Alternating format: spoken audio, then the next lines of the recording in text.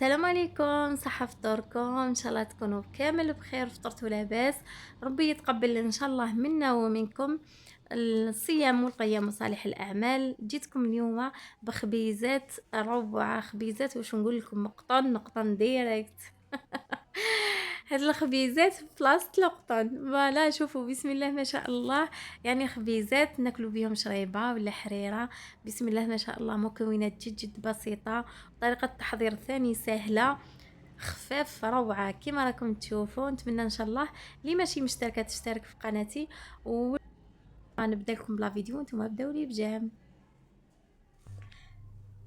هنا نحتاج كاس غربع يكون دافي، ملعقة أكل سكر، يعني متكونش معمرة مليح، ملعقة أكل ثاني ماشي معمرة مليح خمالة تاع الخبز. ونحتاج هنايا شوية فارينة ونخلطهم بالفوي ونخليهم يتفاعلوا يعني 5 دقائق، ولا مادام الكوزينة تاعنا راهي سخونة نغطي عليهم ونخليهم حوالي 5 دقائق ونعاود نرجع عليهم.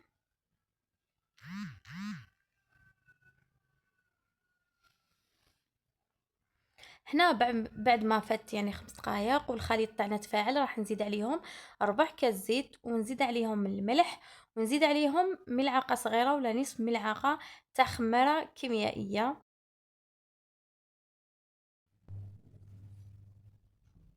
نخلطوه بالفوي وراح نزيد عليهم الفارينة ونزيد الملح تاعي. الملح ما نحطوش مع الاول، بعد ما نضيفوا الفارينة نزيد عليها الملح. وهنا الفارينة ما كاش كل معين، يعني تحطوا الفارينة حتى تحصلوا على عجينة تكون تتلصق. لازم هاد الخبيزات العجينة تبقى تتلصق في يديكم باش يجوا الخبيزات خفاف، ما تنشفوش العجينة.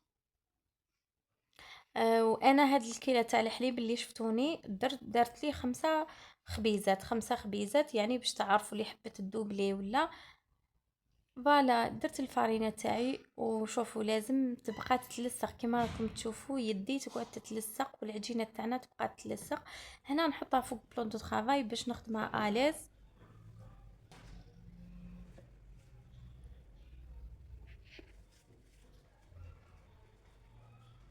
وتبقاو هكا طموا فيها حتى تتلم معاكم العجينه.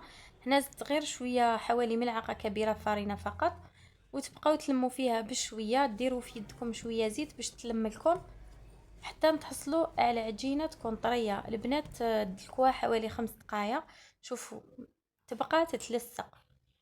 ونجيب البول اللي خلطت فيه نعاود نحطها فيه ونعاود نغطي عليها ونخليها تخمر. ندير لها على السطح تاعها شويه زيت ونخليها تخمر مره واحده اخرى.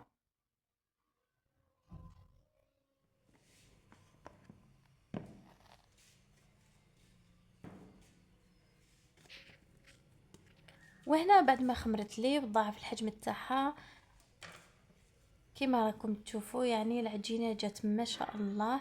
هنا نجيب الموس ونقسمها، جاتني 5 ليبول. هنا راح نشكلها حربوش ونقسمها يعني ونشكل هكا ديبول. جاتني 5 ليبول عيني ميزاني.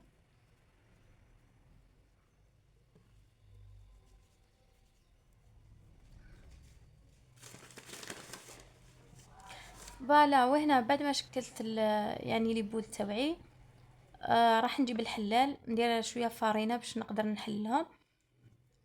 نحللهم يعني خبيزات صغار عادي، لازم تحلوهم رقاق كما راكم تشوفوا، لازم يكونوا رقاق بهذه الطريقه.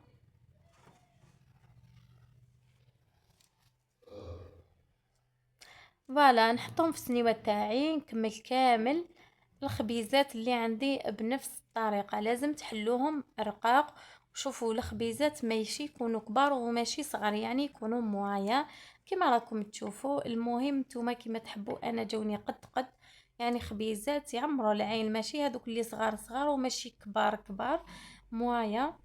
نحلوهم بهذه الطريقه كما راكم تشوفوا يعني.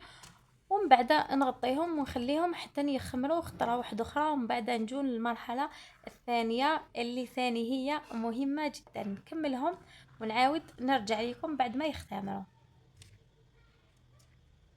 هنايا بعد ما اختمروا لي مده معينه غطيت عليهم، ومن بعد نجيب صفر حبه تاع البيض، زدت لها شويه ملح وشويه زيت باش تعطينا هذاك الاحمرار في الخبيزات تاعنا. وهنا نزينوهم، عندي شويه طماطم، هذيك طماطم صغيره، وعندي زيتون الكحل.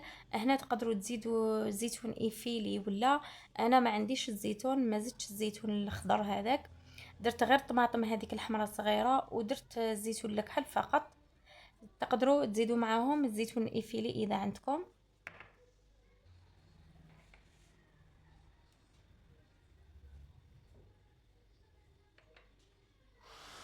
فوالا نكمل بنفس الطريقه. وهنا البنات لازم الفرن تاعكم يكون سخون جدا جدا جدا، يعني باش طيبوا الخبيزات ويطلعوا لكم مليح ويجوا خفاف. كي تحطوهم في الكوشه تنقصوا لها شويه، ومن بعد تخلوهم يطيبوا على نار متوسطه حتى يدوا هاد لاكولار، وما يطولوش كامل في الطياب، يا ربي 7 دقائق 8 دقائق باسكو خفاف يعني ما فيهم والو. وهنا نجيبو كميه تاع معدنوس قطعتها رقيق وزدت عليها زيت الزيتون.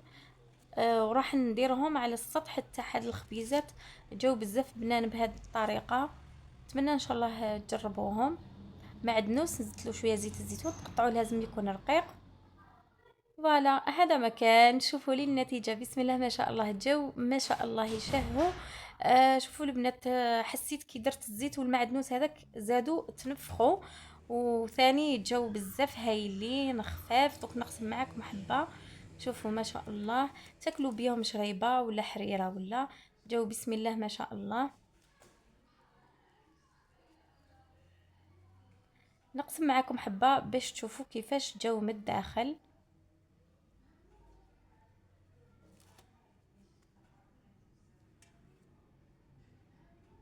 الله يبارك، خفاف مقطنين، ماشي معجنين اطلاقا، يعني راكم تشوفوا.